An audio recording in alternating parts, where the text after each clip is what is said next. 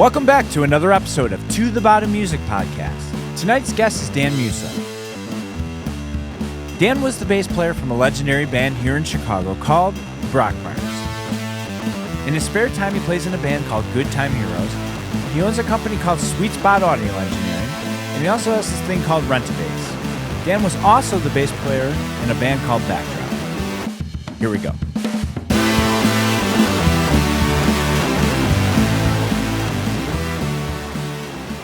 You want to introduce Dan, or you want me to do it? Oh, you fucking do it. Oh, fuck. So if we fuck this up, I'll go back and redo it. But Right. We can punch that, right? Right. We can punch it. Ladies and gentlemen, welcome to the To the Bottom pod, musicpod.com. Fuck. All right, we fucked it up already. Yeah, we'll add a little bit later. On today's show, we have Dan Musa. Say hello. Hello, ladies and gentlemen. All right. Yeah, so why don't we start with you talking a little bit back in the day, like how you got involved in music, and when was your first experience with, was it bass, guitar, drums? Back in grade school, and I've reflected on this a little bit over my life. North School, Phillip Park, they bring you all to the cafeteria, which is also the gymnasium, which is also the stage and the auditorium. Yeah. It's all a multi-purpose room. And they bring in the kids from like junior high and high school. The whole orchestra and band is all sitting up there, and they play you a couple numbers.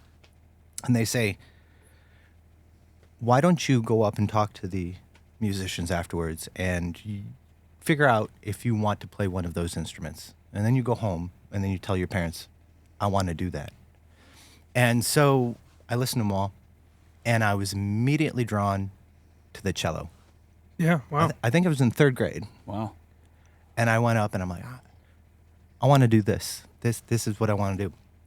And I got the information about it. I went home to my parents and said, hey, cello. And they're like, it's bigger than you. Like, you're going to carry that thing? Yeah. Which Like, is exactly what my parents was saying. How are you going to get this thing around? Like, Yeah. why don't you try the trumpet? Huh? Why don't you try I'm like, I didn't want to try the trumpet. Yeah. Like, I tried the recorder. I suck at it. I don't want that. I want the cello. So I just said, no, scrap it. You know, I'm not going to pursue this right now. You're in grade school. You move on to other things. Yeah. And then through my experience at Albright, you get into this really bass-heavy hip-hop Sure. music. And none of it really, like there were cool songs and all that, but there's not a lot of instruments playing. But what I really tended to enjoy was that thumping, Yep. body-rattling sensation that you get from that low-end, that house music. And HOUSC. That's right. And I would always have at home a decent stereo, and when my parents would leave, I would just crank it up. I would see how many things I could shake and vibrate in the room, and that really that was a lot of fun for me. Just like feeling that and hearing that, even though it might be punk rock music, which all you get is the kick drum out of those mixes back in the day. But that was what I really like gravitated towards. Now, here I am in high school. Flash forward to that. And I'm hanging out with Tina Tyson, and I'm hanging out with Johnny Brockmeyer. And we're just hanging out, driving around in Tina's old beat-up Mustang, going everywhere in that thing. I didn't have a car. She had it. We went places. And one time we end up over at Johnny's house, in his garage, in Villa Park. I think that was on the skirts of Villa Park Lombard there. And we're like, let's start a band. The three of us, like, we could do this. We could start a band. What should we do? What should we call it? And we were more, like, intrigued about what we were going to call it than what we were going to play, because none of us can play anything. Yeah. But we're all, like, level zero. Like, I think that's every high school band starts with the name, then you learn the instruments, and then maybe you write a song or two. Right, yeah. Or maybe you write a song or two, then you learn the instruments, or you never do either. Right. But the name is probably the most important thing. Yeah. So what age is this in high school? Or what grade? I think this is probably, well, Probably was post 16 because somebody's junior driving. or senior year. No, Yeah. I didn't. I don't think I had a license yet. Right, yeah. But that came shortly thereafter. But yeah, I'd probably say junior high school. Okay. Yeah. And it then- wasn't high school yet. No, it was high school. Oh, it was? Oh, was high okay. school at Never that mind. Because yeah, Tina would have been Right. senior. Maybe I was sophomore. So Yeah. mid high school. Okay, so you decide to start a band. Right. And so we're in the garage. We almost called it the Tysons. We almost called it the Musas. Yeah. Johnny had a cooler name. Right. Well, I don't know if it was cooler, but I mean, it was cooler. Like out of the three of us. to first. Yeah. So I think at that time we're like, all right, I think Tina was going to play bass. I think I was going to play guitar, and Johnny was going to play drums because he had drums. Yeah. But I think he also had a guitar, and I think he wanted to play guitar and not play the drums. So it was one of those situations where like we were all daydreaming about this stuff. But I decided to borrow his guitar Yeah. for a week or so, just bring it home. Know nothing about it, nothing how to tune it, don't know how to play it. Really perplexed by this thing. Yeah. It was so funny. It was one of those days where nobody was home, and so I was trying to crank up the guitar real loud. Yeah. Had the window open, and they're like a solicitor comes over. Yeah. And it is ringing the doorbell, and then trying to sell me something, and then immediately says, "Hey, you should probably try to tune that guitar." Like, oh, well, I'm like, I just got it. Like, he didn't understand that was literally the first day I was trying to play a guitar. Like, I didn't know anything Yeah. about it. I'm like, yeah, I'm working on it, buddy. Yeah, Like, yeah. Kind of a compliment, to be honest with you. But we end up not doing anything with that project. I end up returning the guitar back to Johnny, and we just kind of let that dream fade away for a minute. And then all of a sudden I hear about Bad Hair Day, and I hear that Tina Tyson's in this band with some kids from school, and it's called the Brockmeyers, and I go, wait a minute, hold on a second. Yeah. That's what we were going to be. Yeah. That was almost the Muses. What the hell? We were going to do that thing, but Yeah. we're not. But then all of a sudden there was Bad Hair Day. And Fuck. See, I didn't. This is so good. I didn't know any of this. Yeah. What do you think of this so far? It's fucking amazing. I mean, this is key. This is very important for people that are listening. You don't even know like what legendary status the whole Brockmeyers. It's such a, what would you call it? Legacy. Yeah. It's a Villa Park legacy. I think it was at the forefront of the Villa Park band scene. Yeah. Right. Well, I think Which I would call the Lombard band scene. The whole thing. But right next door. VP, which would also Lombard, be called the Elmhurst. Elmhurst Yeah. band scene. And, Right. yeah. And we'll take unincorporated. And which nobody would call the Addison band scene except the kids from Addison. Yeah, no, you can't go there. But no. No. They would get shut out instantly. yeah. Well, continue. Sorry. No, okay. So I hear about this. I'm a little jealous because I'm like, well, wait a minute. That was gonna be our project. But I appreciated it for what it was. I didn't know Jason really well. I didn't know Graham really well. I didn't know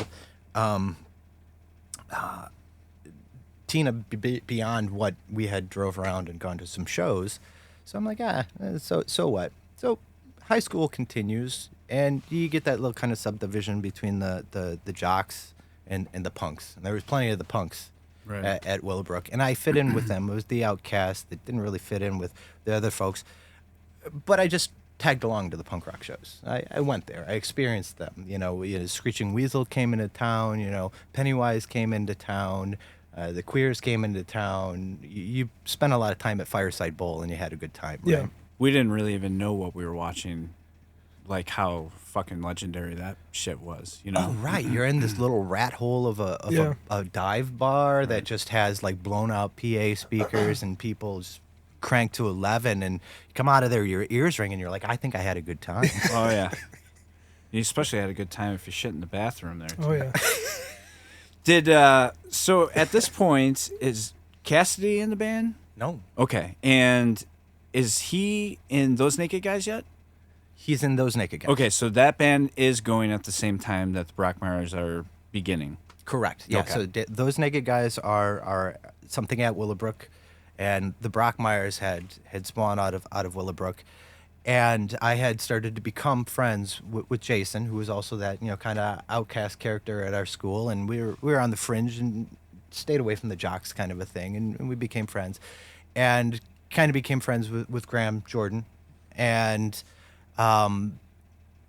we'd be hanging over at Jason's house, and all of a sudden he says, hey, I'm going to start trying out some bass players for the Brockmeyers, because Tina has decided, this isn't for her anymore, and he's going to hold these tryouts. And so I'm just sitting shotgun while he's having these tryouts, but I'm kind of intrigued by this idea. And I remember it was Steve, and I'm trying to remember his last name. Oh, I think Harksos. Yep. Steve Harksos comes over up to Jason Wacklewick's bedroom, second floor, in his house there, and they have a tryout. And he's like, yeah, I'm going to be in the Brockmeyers. He's got a bass, and he comes in. He's trying to.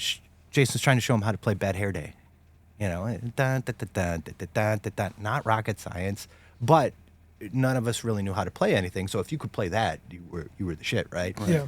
And he's doing it, but he's struggling. He's not getting the beats right. He's not getting anything right. And he leaves, and I go, Jason, I want to try that, because I think I can do that, right? And so I did.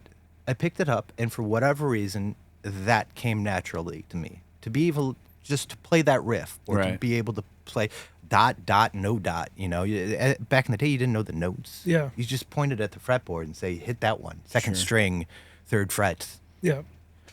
And so a little time goes by, and Graham and Jason, after trying out some people, said, you know what, why don't you be our bass player?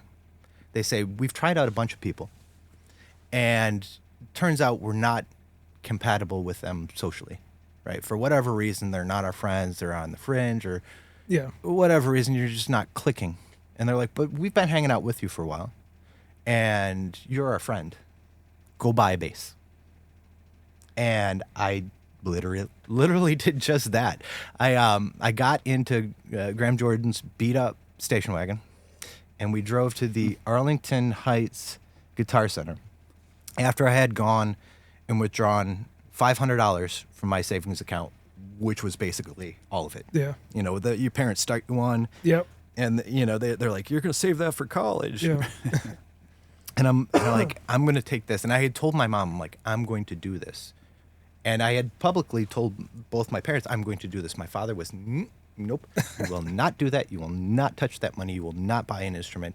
Because my brother had gone before me and tried to learn guitar, gone to lessons, gave up on it, and put it down. So he had a Les Paul and this nice Marshall valve amp, pretty pennies, sitting in the corner mothballed. Yeah. And so my parents like, no. I told my mom, I'm going to do this. She goes, I didn't see it. I didn't hear it. So All right, Mom. Yeah. took my cash, went to Guitar Center, Yeah. and I got $500, and I need to make it have everything that I need to be in a band. Yeah. Yeah. Right? So I need a bass. Did I just snort? I just snorted. I think so. All right. It's that good of a story. Yeah, I get it is. I get No, I it's get great. So I head up to this Arlington Heights Guitar Center, and I could still remember the way it was configured at the time. And I'm looking up and down the bass wall, and I'm looking up and down the amp wall, and let alone a strap or a cord or anything like that. I'm like, I don't know how I'm going to do this. Everything is super expensive, and the one thing that's in my price range, maybe, is this beat up 5-string Fender Squier. It's a PJ split. I didn't know what that was at the time. Right. I just knew it had some pickups. And it had a metal headstock. And by that I mean pointy. It was when there was an era in the 80s where Fender tried to keep up with all the pointy headstocks. Was it the Katana? No, it wasn't called a Katana. It was a Fender Squier. Wow. But it was, I sold it recently too. But it had a pointy headstock to it, and it was used and had a few nicks and beat up and all that stuff. And I think they wanted a couple $100 for it or whatever. So I'm like, this is the closest thing I can get, but it's a 5-string, and I don't even know how to play a 4-string yet. Right. And Graham's like, well, you just take that string off. Of course. Yeah. Fucking Graham. So I'm like, well, all right, well, if I don't need that one, what am I going to do with that? Take it off. So, and then I'm looking up and down the line of amps, and I see a crate combo, like a 15-inch 100-watt crate combo. That's pushing the boundary on the budget there. That's the most expensive thing. And then again, the strap and the cord. Now you got the salesman on your shoulder. What can I get for you? What can I get for you? I said, I need these things. And he comes back with a price. And I'm like, I have this much money. I have $500 cash. Yeah. How can I make this out the door? Yeah. And so he pulls that for me. He pulls it. He's like, here's a cord. Here's a strap. Actually, I don't think I got the strap. I think I bought that later because I couldn't afford it. It was that extra $20. Damn. Got my crate amp, got my bass, and I got my cord. We threw it in the back of the station wagon, and we drove right to Jason's house, and we had rehearsal. Damn. And who was on drums? At that point in time, You're probably... it wasn't Cassidy yet, because I think we were in the midst of trying to recruit Cassidy at that point in time. You may not even have had a drummer at that. No, we had a drummer. I'm trying to remember his name. I remember we had played in the living room, and we had converted that first floor when you first walk into Jason's house, the door on the left. We had converted that into the rehearsal space. But I for the life of me, I'm drawing a blank on the drummer. He's a really good drummer, but didn't click. Oh, yeah. God, I can't think of his name. But okay, so anyways, right to practice. Right to practice. And they just do ... no dot. And I get through practice. And like, I don't have a tuner, don't have anything. I would just ear tune with all of them. Yep.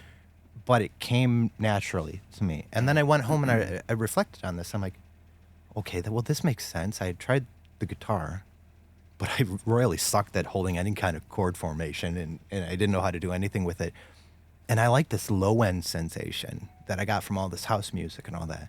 I'm like, I'm the low end now. Like, this jives with me. This made sense to me.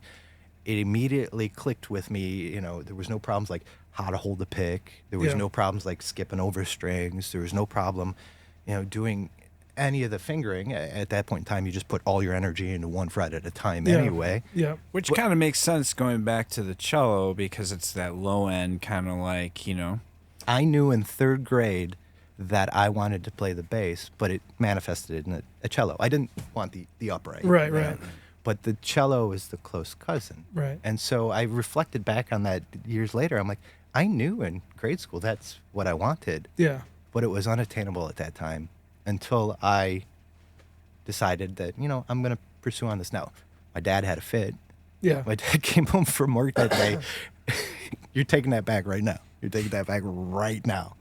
Fuck, And- I ain't. And my mom stood up for me and said, Yeah. well, he's going to do this. This is his money. This is here it is 20-something years later. I have paid for that thing how many times over? Yeah. Right. And it wasn't just like, $500 thrown Yeah, away. you never stopped. It was an investment into what I do to this very day. Right, right. Damn. So, Brockmeyers, then, from this point, how long of a run did you guys have with Dan, Graham, yourself, and Jason? Well, we started, it was the beginning of 96. It was like January 96 is when I purchased this bass, is when I started. I kind of got that ingrained in my mind. And then we recruited Dan, and then I think in the interim there, I had spent enough time over at Jason's house that we converted his basement into the rehearsal space that it became, because rehearsing up on the first floor was too much for Mom. Moved everything downstairs to the basement. And we tried out Mr. I show up with the 7-Eleven Super Big Gulp every day, Mr. Daniel Cassidy.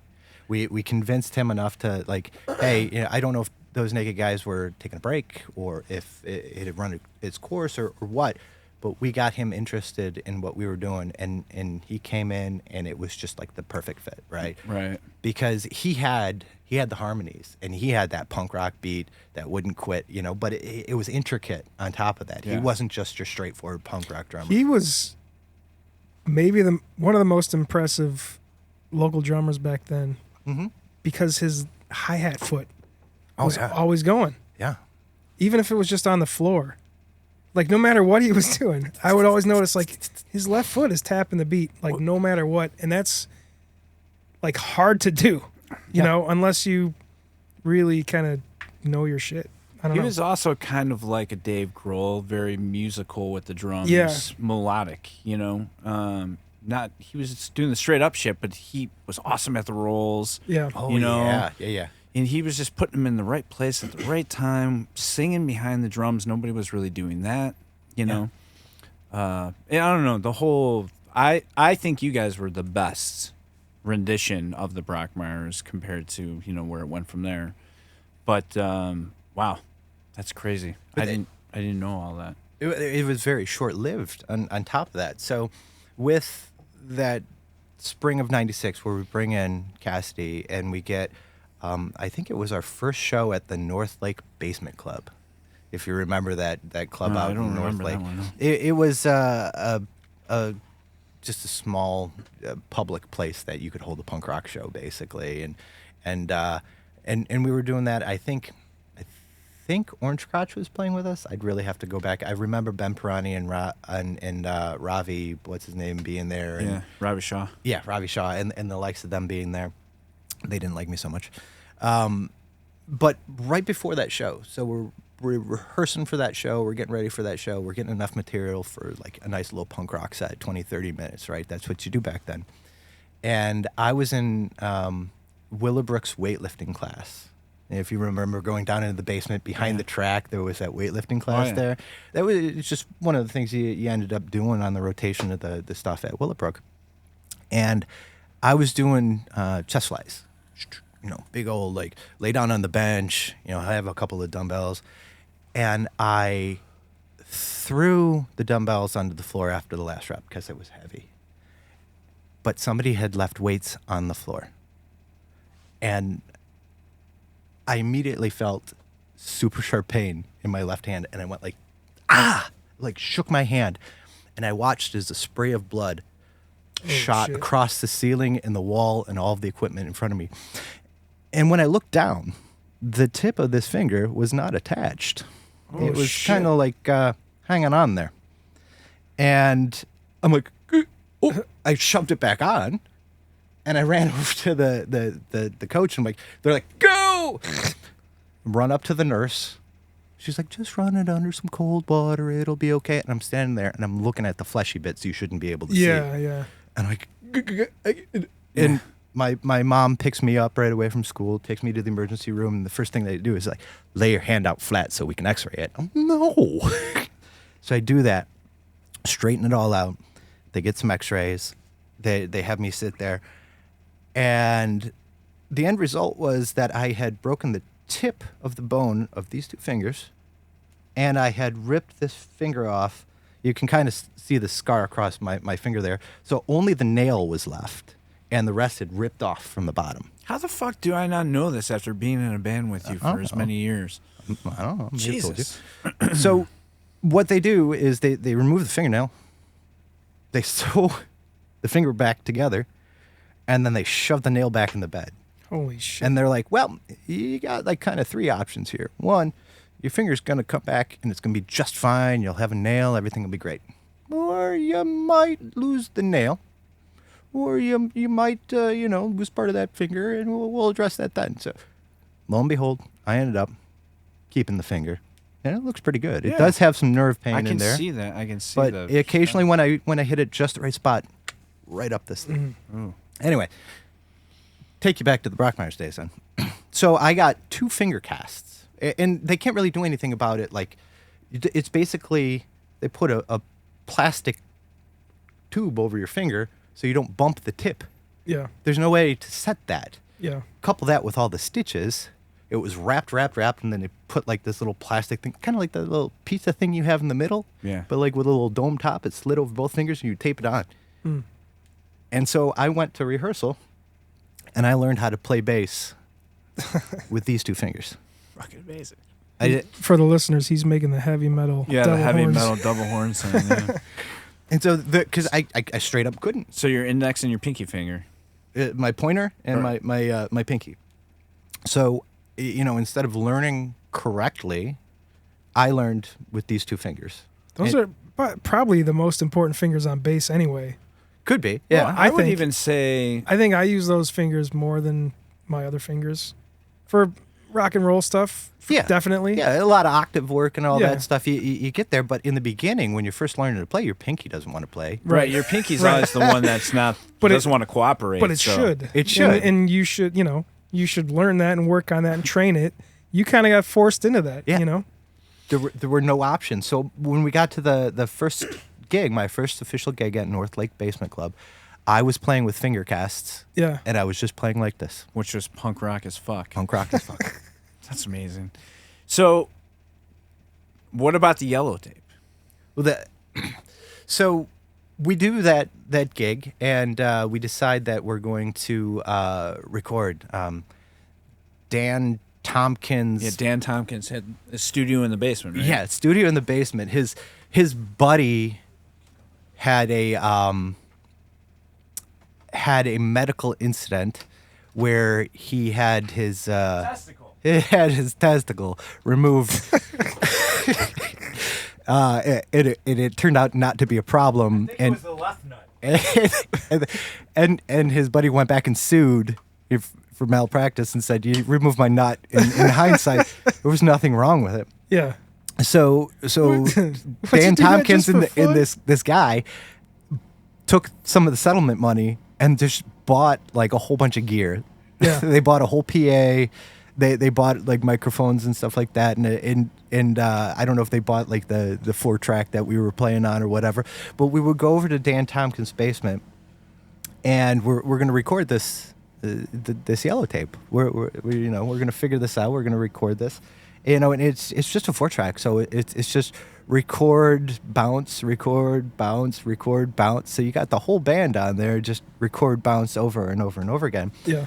So we go over there, and I think, if I recall correctly, we did bass and drums live track, probably just a kick and an overhead, and then did the bass, and then just shoved everything over to the last track there. But we did most all of that in a take or two. Like we popped it on, we played along to it, mistakes and all.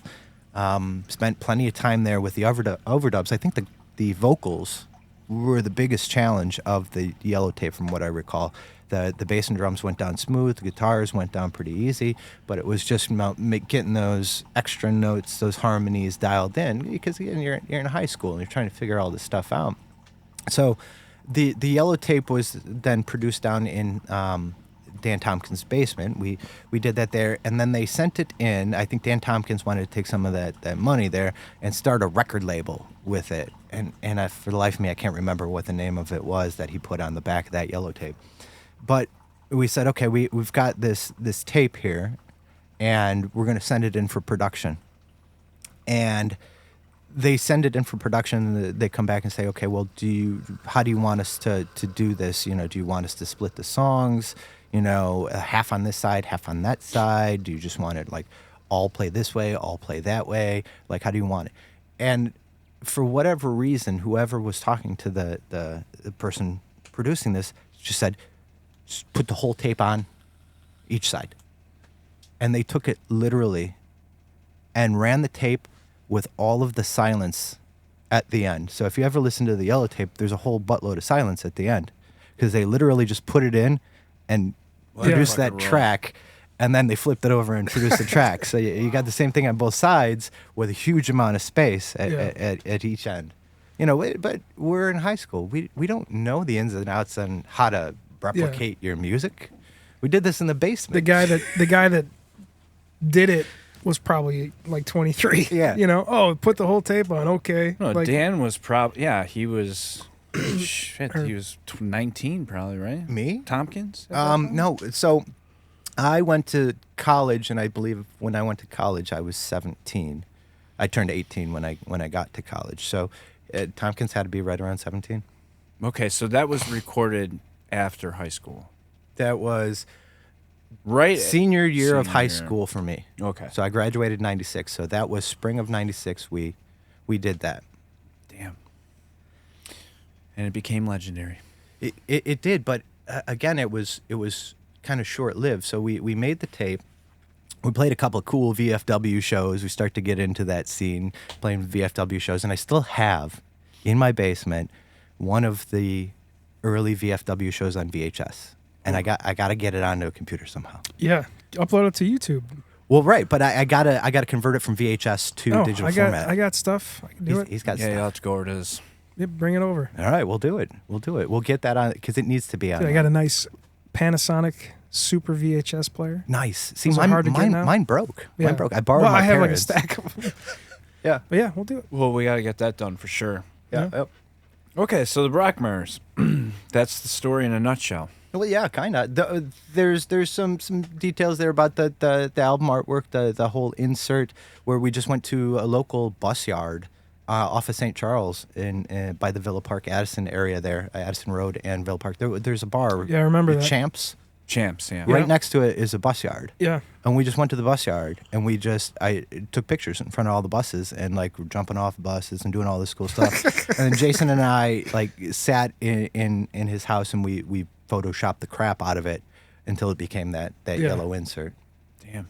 It's crazy how, at the time you're like, yeah, cool, this is a cool thing to do. Now looking back, you're like, yeah, we just, trespassed and maybe what could be considered vandalizing a little bit. Yeah, jumping on we tried to buses, open up the bus. Yeah, breaking and entering. Of course you did. Yeah. Graham was trying to start one and steal it. Yeah, but back then you're like, oh yeah, this is fine to do. Yeah. We need some pictures, so we're gonna go take them. Yep. You know. Yep. So that carried through the summer of '96, Okay. and I went to college at the fall of '96, Okay. and so like I think Graham and Jason were a year behind me, and Daniel too, I think, and we all made promises that everybody at NIU went home for the weekends. I'm like, I will be home all the time on the weekends. Let's keep this going. And so I keep making plans with Jason. Let's do it. He says, no, let's do it. No. Now remember, this isn't cell phone time yet. This is like you have to do a landline. You have to have somebody talk to somebody. Yeah. So there's always a bit of like kind of pre-pager even, right? I had a pager. Okay. But I was one of the few people that had a pager at the time. Yeah, Jason wasn't going to have a pager. Right. So we tried to do this a whole bunch. And I kept coming home and saying, hey, let's do this. And he kept kind of just shrugging me off. And I come to find out as I'm in college, and I think I was at school maybe when I found out that they had continued the Brockmeyers without me. They had made a collective decision to say, he's no longer here in this high school scene, because when you're that young, that scene, that atmosphere is everything. Yeah. Right. And it's day to day too. Yeah. So it's if you're out of the picture for 3 days, they don't know you anymore. You know? Right. So put it 3 months later. Yeah. And I come to find out that they just decided, well, they'll do it as a 3-piece for a while. So they went ahead and put Graham on bass, and then it was Jason and Daniel, and they did that. And I remember coming home one weekend, and it was poor timing because I had had some dental work done, and my whole front lip was numb. But it was the time I was home from school, so I drove by Jason's house, and I confronted him about the situation. But meanwhile, we're trying to have this discussion and argument while my lips are just kind of I'm trying to show this angry face, but I can't feel half of my face. Oh my God. It's funny you remember that. Yeah. Well, back in the day. I guess I would remember you that too. You replay these things a bunch, right? That was my first band. That was Yeah, it was like, hurtful. Yeah. So you remember it. It stung. Like I'm like, but I didn't do anything wrong. I said I'd come home. I did come home, but you all decided no. But I can understand why they wanted to progress forward. Right. But there was, I think shortly thereafter that though, was when Chris Messer and Graham and Daniel hopped over to Show Off, because I think it was Daniel wanted to reconnect with Dave Hyde, and AYA I think had gone the wayside. At that time. And I think Graham followed suit with them, and then there starts your Show Off adventure. Right. Which onboards me, but first, actually, I mean, it's been so long, I can't remember the whole progression, but it was George. Georgie came on board. I took Georgie's spot. Okay. I know Nate Hanazuski was there for a while. Right. So when George and Dan was in the band for, like, I was in the band with Dan. I think Dan hung in there for, like, maybe a week or something after the whole George thing. And I can't remember how the whole George thing went down. But whatever happened, George went, then Daniel went, and then we're like, oh, shit, what are we going to do now, you know? And Jason was like, I want to keep it going, you know? He's like, well, we'll just see, what about Chris Klein? So Chris Klein came into the picture, played drums, and then we picked up Nate. And Nate was playing bass, if I remember. No, yeah, he was playing bass, Jason and I on guitars. And then it just kept flip-flopping for a little while there, you know? I remember seeing you at a small coffee house in downtown Villa Park by the Ovaltine factory. Oh yeah. There was a couple. There were always coffee houses. Yeah, and I think that maybe it was the first time I saw you playing with the Brockmeyers. Yeah, so that was like my first. Well, my first band was Blue Foil with Jim King and Brent Magnuson, which was badass. But that was my real, like, you know, experience into like playing in front of people, because we just played in Jim's basement, but or Jim's bedroom. But anyways, yeah, as the years went on, I think the Brockmeyers were more like, it was always touch and go. Yeah. Because there was so much love in the room, and then also at the same time, we got on each other's nerves very easily. Oh, yeah. But we were at the perfect time where it was hard to keep friendships anyways, because everybody was experiencing something different, you know what I mean? And new friends or whatever it might be. And we were drinking, and, you know, some of us smoking way too much pot. And I think that would start to waver Jason's feelings about who was in the band or whatever, you know? Yeah. There was a lot of change-ups of the guard, the people that you would hang out with on a daily basis, that people would rotate in and out of those crowds. A lot of two-facing going on, kind of, in a way. There were. I can remember some conversations, I won't name any names, about people just talking about the other band members, and, you know, like, they weren't wrong. Right. But, you know, you don't necessarily call out your friends for that, but there was a lot of that. And again, pre-cell phone, everybody was getting their driver's licenses. You know, everyone was starting to like, beer? What? Let me try that out. Let me see how much of a jerk I can be and get away with it. Well, it stemmed right into VPHC. Right. And then actually, speaking of the alcohol, that was actually kind of the start of alcohol becoming a problem as far as friendships, because so much was being consumed and we were partying so hard and playing music that was kind of like what was. If there wasn't alcohol, I bet you there wouldn't have been as many fights. To be honest with you. Yeah. Fair enough. But sounds legit.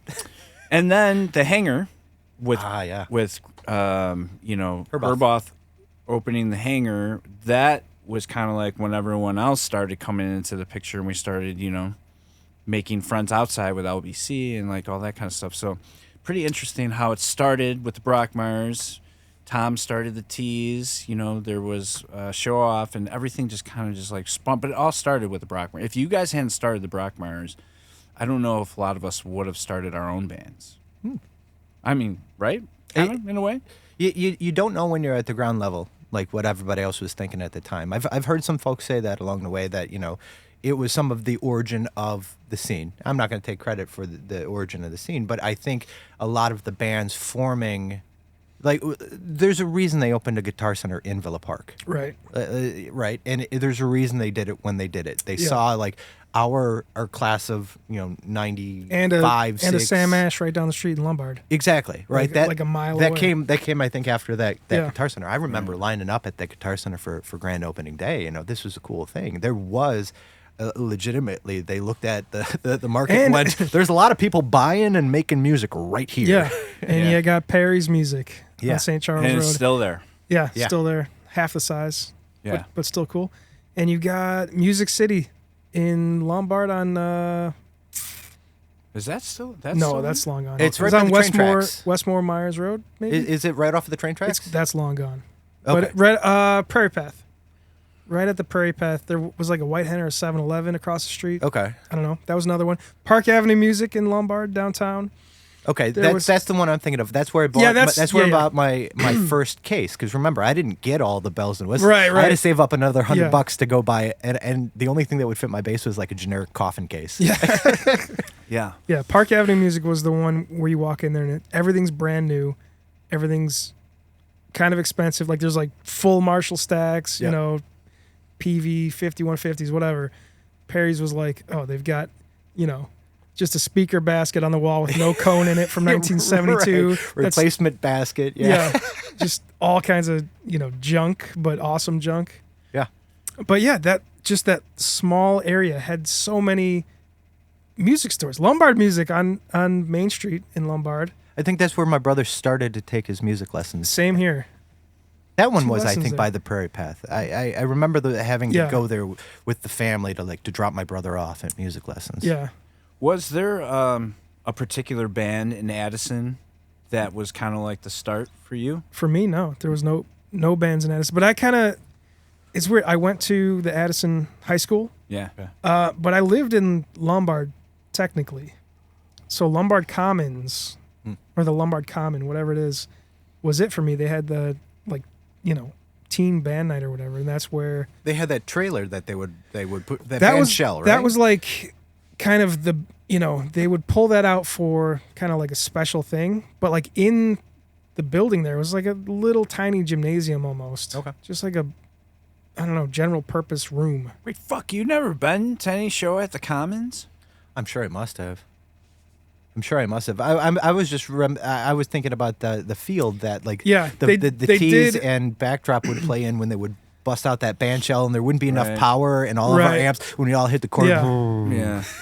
Yeah. So same Jesus. place in that building. Okay. So that's where I met everybody pretty much. And my band would play there. It was like through the Park District, like, hey, all these, kids have bands. Let's Yep. give them something to do. Let's give them a place to come put on shows. What we were talking about on I think it was one of the last podcasts was it would be pretty special to get a lot of people in the room for a podcast because there's so many memories.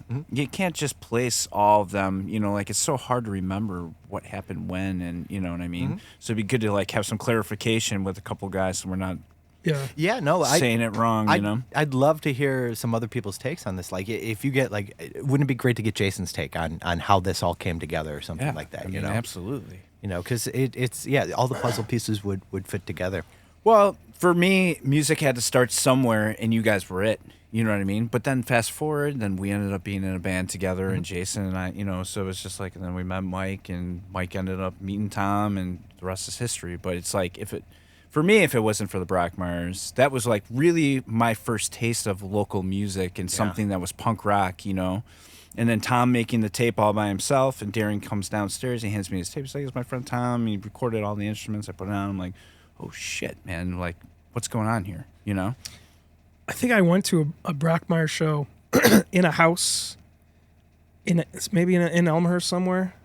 Does that sound familiar? We played in a But garage. it might have been. There's It might have plenty been of like that going on. But I think at that point it was like something like maybe it was a reunion show or something weird, or the Brockmeyers haven't played in a while, but now they're playing. I don't know, something Yeah. like that. Could've But been. it was like already at that point was legendary status. We all have to go to this.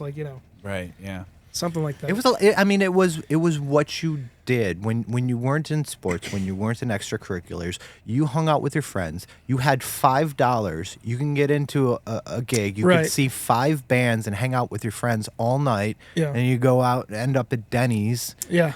Go home and repeat. That you didn't have many other options. Right. At that point in time, that was the crowd you rolled with, and you just went with wherever they went. And you heard some great bands along the way. Yeah. Let's roll in the backdrop a little bit. So I remember it being first there was Pat Callahan, and then after Pat was kind of like, I don't think this is really for me, Steve Mueller. And then I remember going to Champs, hanging out with you. Do you remember that? We were in Is this where I we were in asked you? Elmhurst. It was Elmhurst? We were off of York Road. I think there was a pub that I bumped into you at because I was home for the weekend from Right. school, and I can remember the pub location ish, but it's kind of by one of the Starbucks. There's a lot of Starbucks over there. But yeah, Way to really it nail wasn't it in Villa down. Park. It was in Elmhurst that Okay. I bumped into you. Okay, so, but it was like, so then we kind of threw it out there, right? A little bit like, hey, what are you doing now? But then I think we ended up at Champs over there in Oak Brook Terrace. And I think that's where we ended up saying, like, hey, you want to be, I asked you if you wanted to be in the band. Here's my recollection from, Yeah, from when we were in Elmhurst. Maybe this was the beer days, right? Right, yeah. No, I mean, they all were, right? Yeah. That's why I'm asking, because I thought it was Champs. Yeah. I remember, and I'd have to look on a map and trying to figure out if that place is even still there. But I remember going there, and I remember being there and bumping into you. Oh, gosh, I haven't seen you in forever, you know. Did I have my pants on? You probably had your pants on. And you know, we were doing that, hey, catch-up story. How you doing? And you told me, hey, you know, I'm actually kind of bummed out. You're like, I just got done recording an album, and my bass player's quitting. And and I said, hey, I'm a bass player. Hey. Hey, you see this guy over here? If you remember, I'm still a bass player. And I think it was at that pub that we said, hey, maybe we can do something. We probably met again at some other pubs or Champs Yeah. down the line, the one that you weren't allowed to go to anymore. Right. But I think it was in Elmhurst when we had that initial conversation that we bumped into each other, and you were bummed out because you did the driveway, and Mueller was on his way out. He was doing Morningside Drive, I think, and it just, he was on his way out. I can't remember exactly how it ended, but yeah, so then you come into the picture, and we start backdrop with you, me, Darren, and Yazel. Mm-hmm. And kind of like, were you a junior or a sophomore at school? Where were you at? I was in college. Yeah. Clearly. And I'm trying to remember. It was right at the tail end of college, so it may have been my final semester. It may have been senior year, because I remember. I mean, because once I got out of college, I got an internship, and I remember the internship was the summer of 2000, and I remember working at that internship, and you saying, "Hey, we got a show at the Metro," and I went, "Oh shit, that's my brother's wedding day." So I couldn't do it. So we had to have Steve, I think Mass, filled in for me. Steve Mass, that's the picture of Steve Mass I have. Okay. Yeah. That So makes sense. so that's that one. So I know the summer of 2000, we were already underway, and we had already gotten to Metro status, if you will. Right. So it was probably senior year of college that I would come home on the weekends, and I would drive to Frigid Fluid, you know, so from DeKalb all the way over to Frigid Fluids, and we would do our work there. Now, correct me if I'm wrong, but each practice consisted of 2 cases of beer, pretty much. It wasn't always 2 cases of beer. There was plenty of beer, and in fact, I think my old dorm refrigerator is still probably at the recording studio. Because we had no way to keep the beer cold, right? So when I graduated college, I'm like, I got this little mini fridge. Mr. Yazel drank half of it. So we spent some time up at Frigid Fluids, which for people that don't know, our drummer Chris Yazel, his family owned a cemetery and embalming fluid plant, which their great-grandfather invented the lowering device that lowers you into the ground and hold the patents. And so basically any person at any funeral or wake, that's a Frigid Fluid device. There's only like one other company in the world that makes them, and they kind of like, I think they've only sold 1,000 of them or something and went out of business. So we spent a good part of a year, I would say, practicing like almost every day.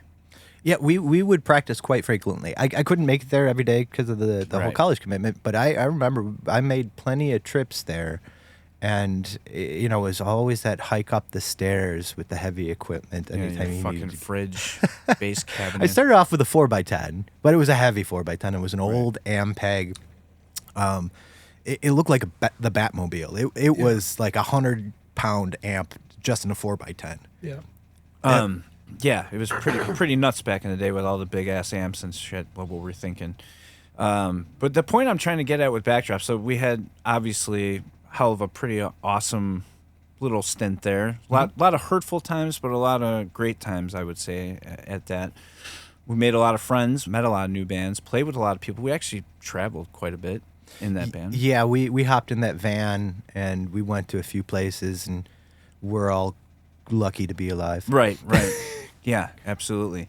I think, though, what would be your take on Backdrop? When Backdrop kind of came out of the scene, maybe because you guys rehearsed so goddamn much, But it was like the scene was a bunch of people that kind of didn't know what they were doing, and it was all just a jumble of really amateur shit. And then Backdrop kind of came on the scene. We're like, wow, these guys are actually like pros. They're, you know, they're playing, they're not making mistakes. They're playing songs, you know, just, it was the level of polish was very impressive. Yeah, when I wasn't drinking. But some of those ups and downs we were talking about. Yeah, yeah, a lot of those. But did you show up to rehearsal on time or at all? I don't know. Which brings me to my point about Backdrop. So, you know, we met Chris Hazel. Darren said, or actually it was Dan Cassidy that said, hey, I got this, my cousin is dating this guy, and he taps on his, you know, he's like, oh, by the way, to make it clear, when I'm talking about the level of polish, I'm not talking about Eric. Right. At all. It's Hazel. Thanks for clarifying. Yeah. And Musa. Right. Mainly. No, and Darren, to the an rhythm extent. section was tight. You're right. But then hey, no. but that's like the backbone of the band. You're like, holy shit. Sure. You know, fucking. Yeah, I took advantage of that shit. And then, but then on top of that, there's the songs and the singing and all that. Right. But yeah, just wanted to the singing. Just wanted to spell it out. Yeah. Well, thanks for clarification. Yeah. No harm, no foul. So we were doing our thing, you know. What was amazing about the band is that I met Chris Hazel with Darren before you got in the band, and Darren, you know, Dan Cassidy's like, hey, he bounces on his chest all the time. I think he could play drums. So we set up this thing where we met him at the studio, and I said, no way, dude. No way. He doesn't play anything like what we wanted. We want a punk rock drummer, you know? Darren's like, no, dude, we got to give him a chance. You know, like there's something special about this guy. I don't know what it is, but let's give him a chance. So then we did another day. We did another rehearsal, and I said, all right, fuck it, let's go with it. And if it wasn't for Darren saying, let's give this guy a chance, I knew he was a great drummer. It's just, it wasn't the style I was looking for. So between Chris Hazel, your bass playing, and I guess if you want to say my oldies songs that I was bringing to the scene instead of like 3-chord punk rock stuff, you know, and playing with the clean and distortion, trying to get that rock and roll sound that we always wanted. Like, I think that's what kind of shaped us as a band, is we all came from a different place, but we were all looking for something fresh, which is cool because then through Backdrop, we started venturing out and getting to meet all of you guys. And everyone was already onto that move where we wanted to be different. Tom wanted to be different. You know, Lucky Boys was doing their thing. It was still punk rock, but it wasn't punk rock anymore. You know, we were growing as musicians, and it was getting interesting. And going to the shows wasn't really, you know, it was like you didn't know what you were going to get that week, you know. So there was that kind of point where it was a transition. Either bands just dissolved, you know, people went off to college and just that's the end of their musical careers. Right. Or people said, okay, let's actually do this and, you know, focus and try to do something. Because the early days was like, you know, Lombard Commons especially, every week was like, it was like the same guys were in 4 different bands, you know. Yeah. And called it something and new. They just formed that week. Yeah, exactly. Oh, you know, our drummer can't play the show. Well, I'll play drums and we'll call it this, you know. Yep. We'll change the band name. And these songs that we haven't really finished, let's just play those, you know. But then there was that transition where you're like, let's actually, so that was when, you know, that was like Backdrop, Lucky Boys, Show Off, Retro More, Dog and Everything. Yeah, Dog and Everything. Yeah, that was like kind of all the upper echelon of like, okay, we're actually bands. Like, I know, you know, we said we were a band, but we're actually a band. And we're actually going to go out. We were taken into a different level, like where we were getting older and we realized, you know, we want to make money maybe, you know, to be able to. Nice. Because before we all, you know, we didn't really need to make money, you know, but now we were getting to the point where you're getting out of college and whatever. And it's like, oh shit, I got to make something of myself, you know? Yeah. So which was the start, what it was also the downfall for a lot, you know? Right. It was. It helped us. It helped launch us a little bit. But I remember, I think, creatively within Backdrop and another aspect of Backdrop that really set it apart was the brotherly harmonies. Yeah. right? So we can't discount that, where your vocal range is and where your brother's vocals Yeah, I was are. lucky to be able to have someone sing higher than me. That always worked out very well, and it made up for the fact that Yazel and I were not very good in that area, right? So you guys carried that whole message for us. And it got very intricate. I remember like the songs we were writing, he would always come with a fresh idea. And again, it wasn't always a 3-chord, or if it was disguised in some fancy looking chords and stuff like that. And we would just all jam it out until it became something. Yeah.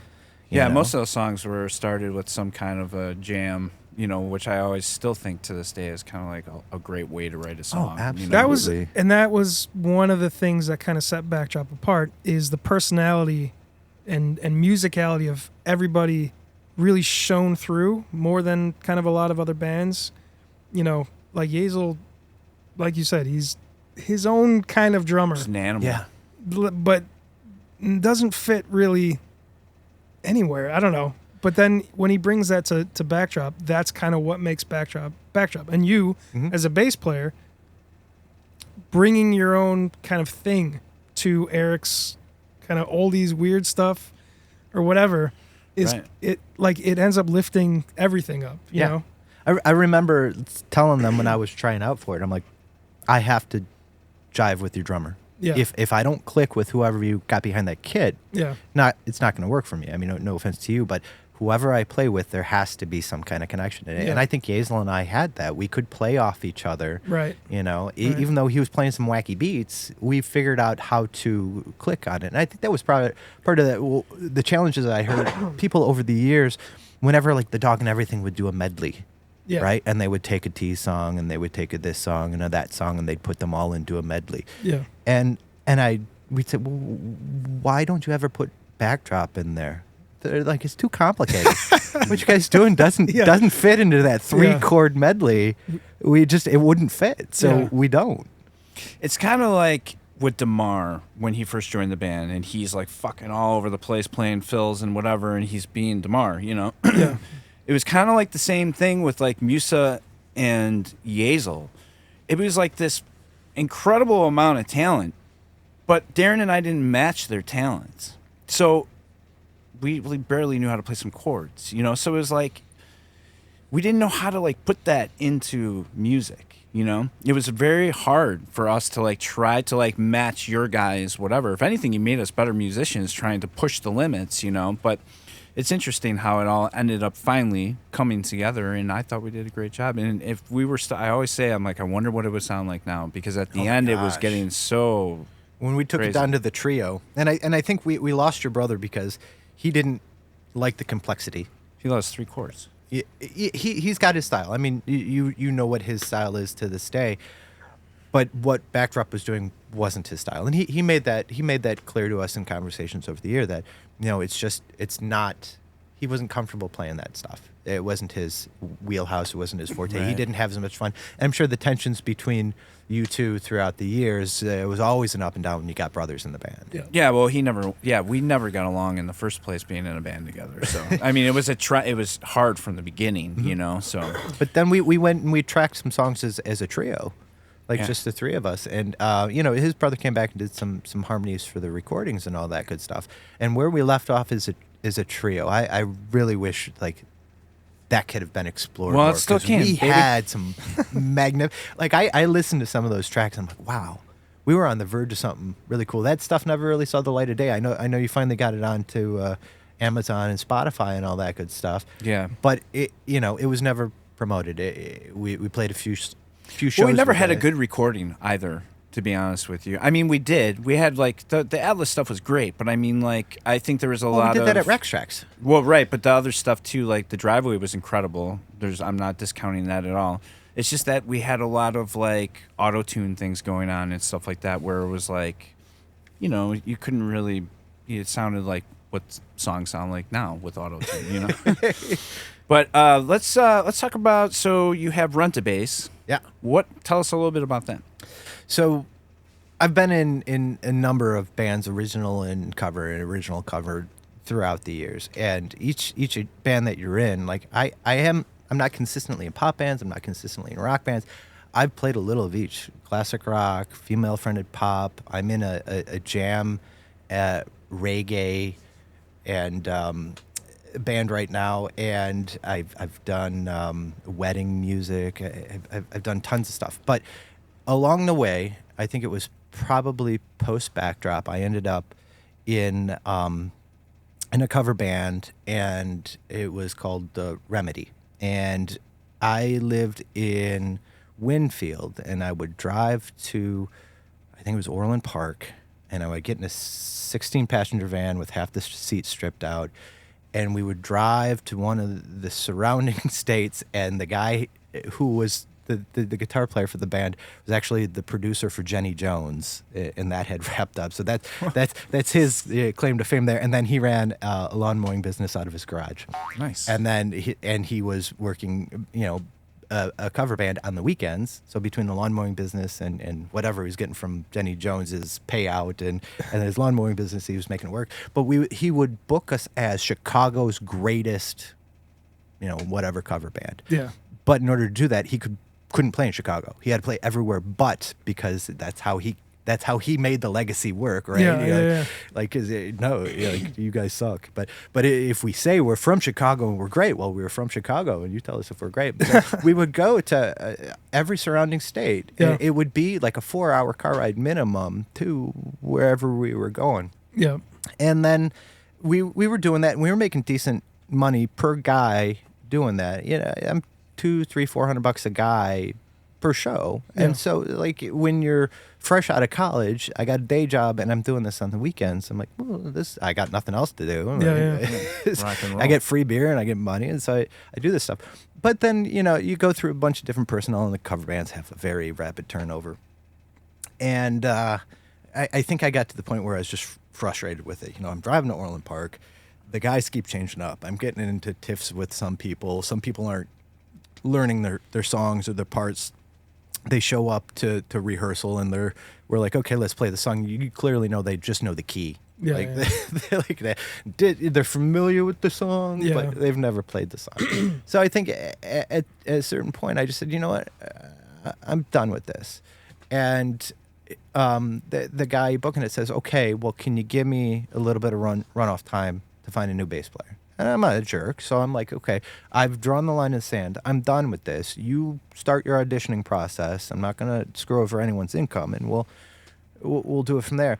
But from that point on, every show I went to, I was like, you carry that. Fuck you. I'm rent a bass. You're just renting my time at this point. I'm not carrying your PA. I'm not loading your gear. I'm not doing anything extra. I will show up. I will get in the van. I will play the show. I will go home. So fast forward years later to a place where I've been in, again, lots of covers and original bands, and I get a phone call from this guy that I've never met before, or text saying, hey, I know this guy Joe. Joe says you're a good bass player. You could sub for us. And I go, yeah, I could sub for you. What do you got? And he goes, I got these. I need a wedding on this date. This is right when my son's about to be born. And I said, I'm really sorry. It's like plus or minus our due date. I can't do that. I can't commit to a wedding and miss my son's birth. Yeah, you don't want to miss Archie. Exactly. And so I say, well, listen, can you give me some songs that you guys play, and I can start to play through them. And he gives me just a very finite list of songs, like one show's worth of songs. And I go, well, I probably know about half of these, so are there any other songs you want me to know? He's like, what? Like, I've got a catalog of like 3 days worth of music that I know. What do you want to know? I'm like, well, I just want to see like where the overlap is. And the next time you need me to sub, I'm just going to pick the ones that I know. And he goes, well, that's not the way I do it. I play a different set list at every show. You're going to play what's on the set list. Oh, okay. So I take a crash course into this, because he reaches out later after my son, months down the line. He says, hey, can you play a show? And I say, yeah. So I ask for the set list. He gives me a set list, and I bust my ass trying to learn, whatever I didn't already know on that set list. And we show up to the gig, and it's a variety of alternative and, you know, Friends in Low Places and your typical bar cover band stuff. And I'm pretty familiar with this. I learned a bunch of songs that I didn't know yet, but okay, cool. And we get to this bar, and it's a country bar. Like, clearly, like, all the decorations and staff are all dressed as country people. And he turns to me and he goes, yeah, I forgot. It's a country night gig, so the set list I gave you isn't gonna fly here. He goes, so how many country songs do you know? I'm like, the ones on the set list that you gave me, and there's like 3 or 4 of them. Yeah. Great, let's play them all over and over. So at that point, and I had done this countless times over the years with other cover bands, where somebody shows up to the show and I got a new song. And so I learned how to read guitar players' hands upside down and backwards as I'm looking over, like, to see what they're doing. So I'm like, all right, well, we're here. We have to do this. And so he just guides me through a bunch of songs, tells me the chords, just says, watch me. We play a lot of stuff I had never played before, and I'm sure I butchered half of it. But the rest of them were established. So you could kind of fudge some of your mistakes, keep your stage volume down, you know, not distract other people and all that stuff. But that gets me thinking. I'm like, okay, so I crammed all these songs, and I can learn all these songs on the fly. Maybe I should start being a sub bass player. Maybe that's my shtick, right? You know, because with kids, you don't necessarily have the commitment to be able to have shows every weekend. You know, I was in several cover bands, which I would play like 100 shows a year. You know, every Friday, every Saturday, you know, couple odd Thursdays and Sundays later, and you got 100 shows a year. And you can't do that when you have kids. Right. But unless you put in that time and that effort into that kind of a band, you won't make decent money. You're going to make $50, right? It's not worth your time and effort to get that project going. So I said, what if I just sub for existing bands, you know?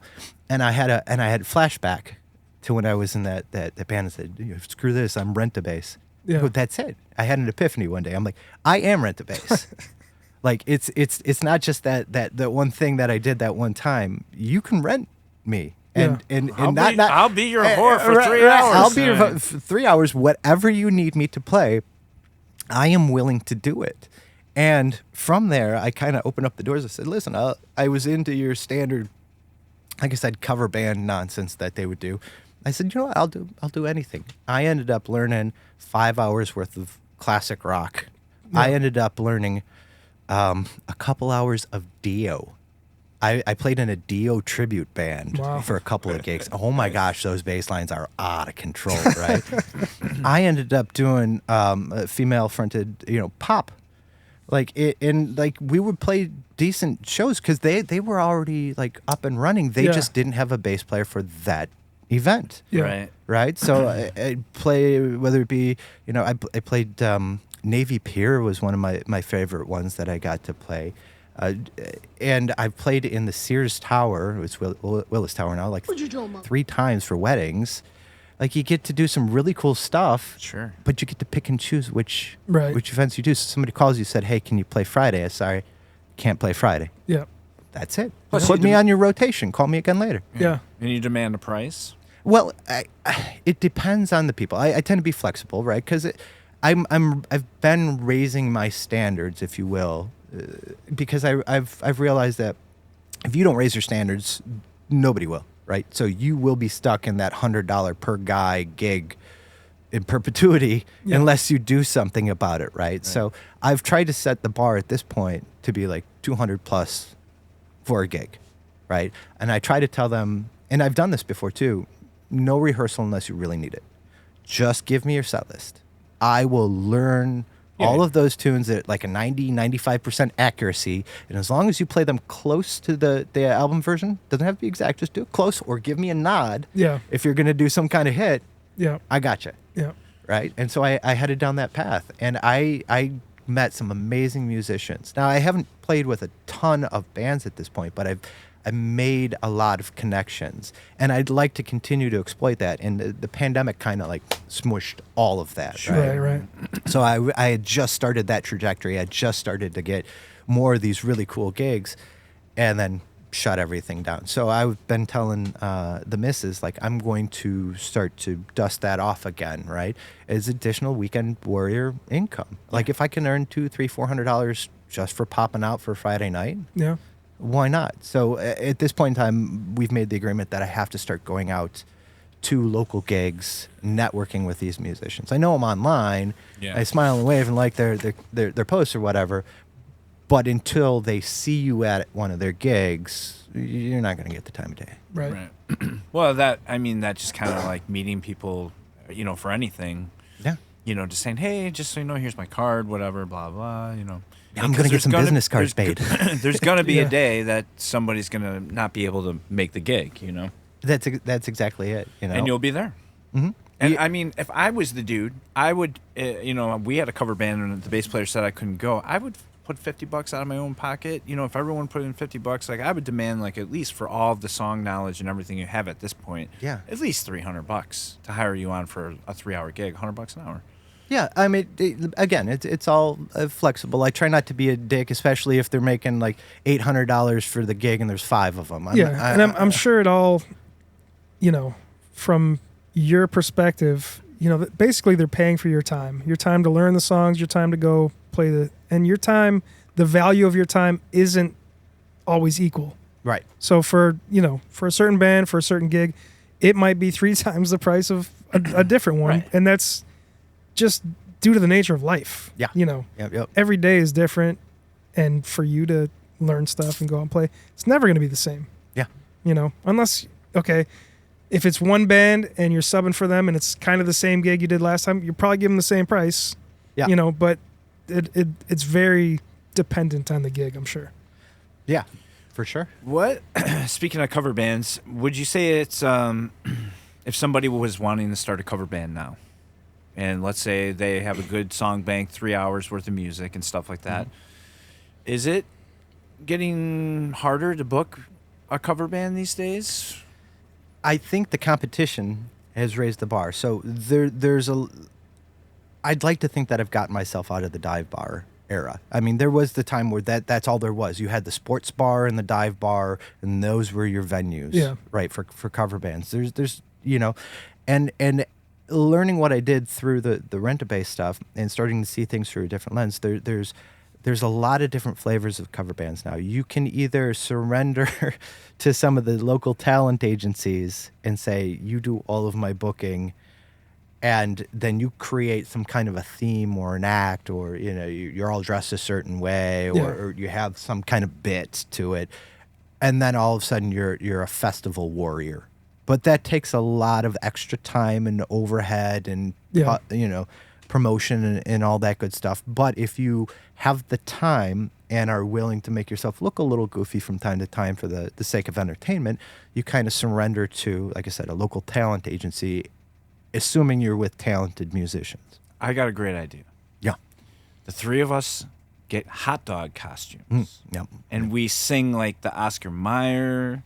Like we pitch that, and We we'll got do one song. Or we got 30 seconds of material. Let's keep it going. As long as we get the Wiener Mobile, I think. Like, no, I mean, we we'll pull do around like pickle commercials. We'll do, you name it. Yeah, we got Vlasic. We got the Vlasic jingle. Yeah, we could do beer songs, I guess, or something. All right, I'm in. Baseball songs. I'm in. But we have to dress like hot dogs. Yeah. Yeah. Oh, for sure. Full bun dog. It's all part of the gimmick, man. You got to commit to your. Why bit. don't no ketchup on why that don't you shit.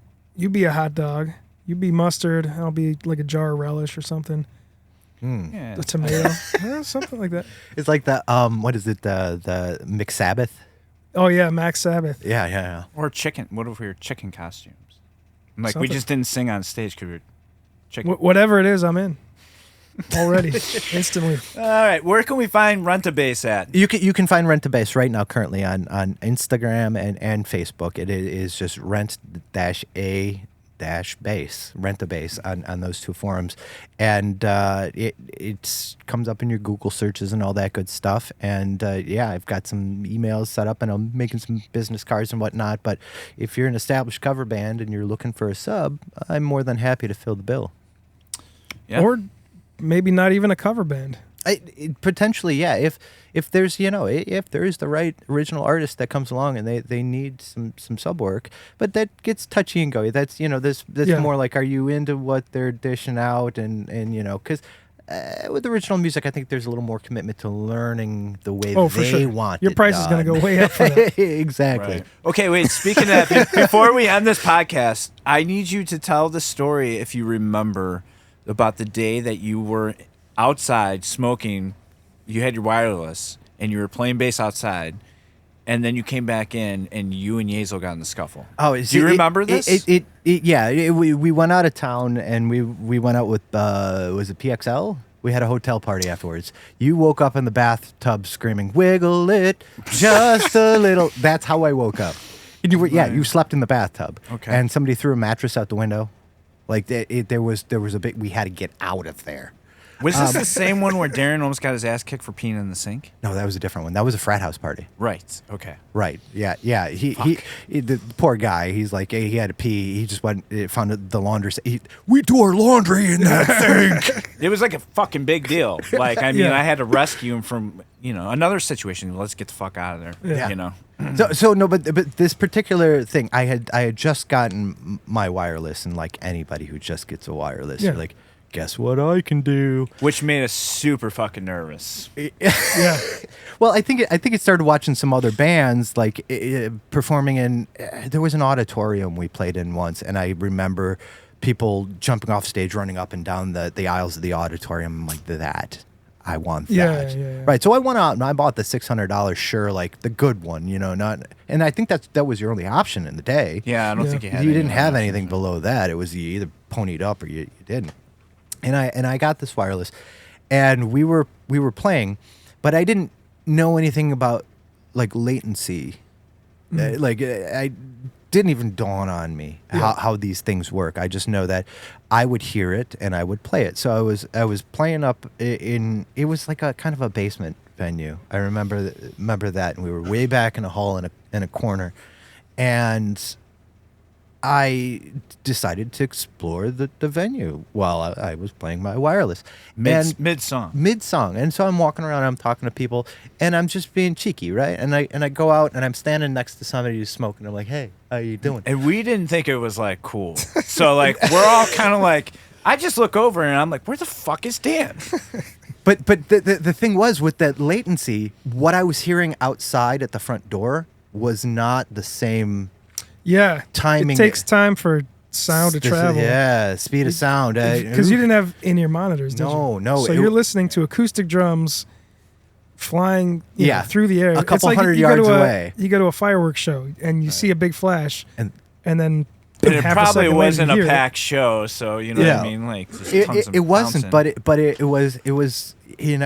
So I wandered outside, and from what I heard, I was doing the right things at the right time. But where they were standing, it was all out, like seconds apart from what should have been. Yeah. So, and this was all new gear, and that BPE may have been in the rack at the time. And I had it all beautifully crafted, all monster patch cables, and I think I was running like an SVT4, and like it was all beautifully crafted and put together. And Yazel had reached over with his drumstick and just flicked my cord out. Just cut me off mid-song because I was outside and I was playing horribly. I didn't realize what was happening. Yeah. I mean, it was like a circus because I look over and I'm like, where in the fuck is Dan? You were just gone. And Darren's like, what the fuck? And then Yazel's getting fucking... I mean, like, it was the first time I've ever seen him, like, get to what happened. I mean, if there's a timing issue...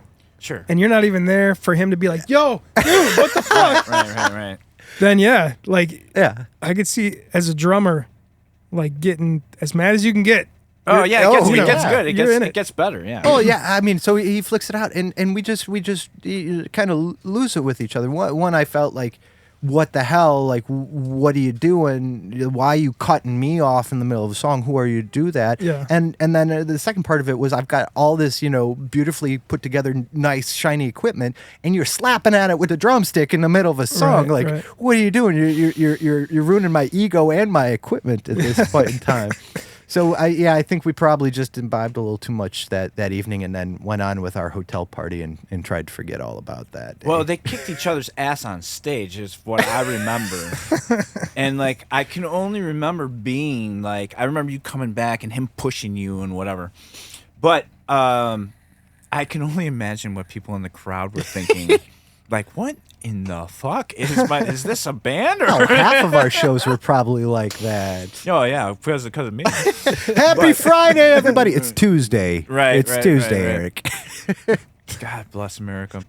I was talking to somebody the other day, and one thing I want to touch back on really quick, and then we'll end this really quick, was they were talking about like the pressures of trying to be original band and like, you know, like what was it like, you know, to write songs. And I can't like, I feel like I can't be myself. I feel like I have to like write something catchy or try to like follow a groove or something. And I was trying to explain like exactly what we talked about today. So this was good to like kind of like reference this, was when you get together in a room with full of guys, everyone's bringing something to the table. Mm-hmm.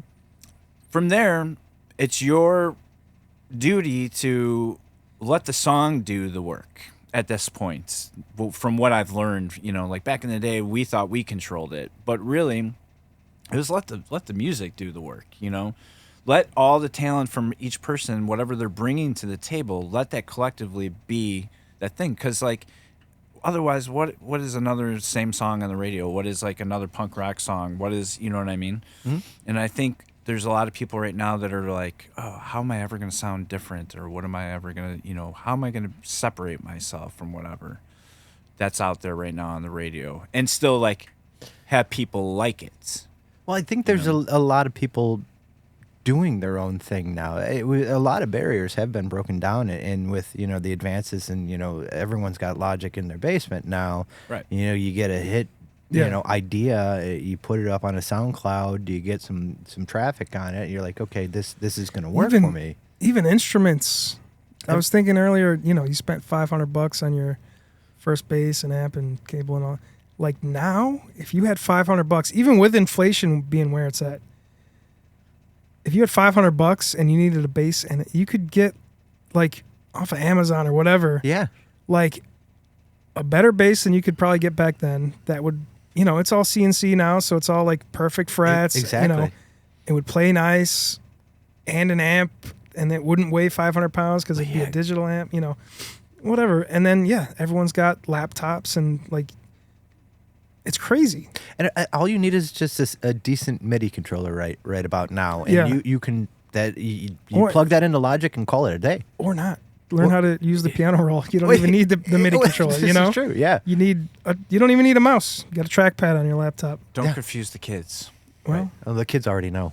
they know. They Yeah. know. More They we know know, that's before us. They're the ones making Yeah. the music Right. now. Yeah. When he said that, there was some kid listening, and I was like, no, you just use the piano roll. I've been doing that since I was 8. Yeah. Yeah. I mean, But I would agree. I think like it makes a little sense having our conversation. It started getting me thinking like it's the same thing now as it was back then. That part of it hasn't changed. Like you Right. literally just let everyone, you know, put the egos down, let everyone bring something to the table, but control it in a way where everyone kind of just, it speaks to the parts, you know? Like, don't just go out there. I mean, or do that too. That's fine, you know. But I feel like that's like the best way to approach like being in a band these days with other people. yeah. Personally, Yeah, I find that, you know, personalities are a big deal. The jam reggae rock band that I'm in right now, Good Time Heroes. Check it out, Good Time Heroes. We started with me and a guy named Brad. We're like, okay, we're gonna get something going here. And I say, I have a drummer. Like, I've been playing with this drummer for like 8 to 10 years. Like, we're already in the pocket together, so let's just do this. And he may have been a little apprehensive, the singer Brad, like, he doesn't know this guy, you know, is it going to fit? And we got together, and the three of us just jived. You know, we all were on the same page, all decent personalities, all people with day jobs, but all very talented musicians, and all could bring a lot to the table. But then it was a matter of, well, we need a fourth. We're not doing this as a power trio. We need a fourth. So we went through auditions of a bunch of people, and there were a bunch of people that had all of the skills, but maybe weren't right in the personality department. Right.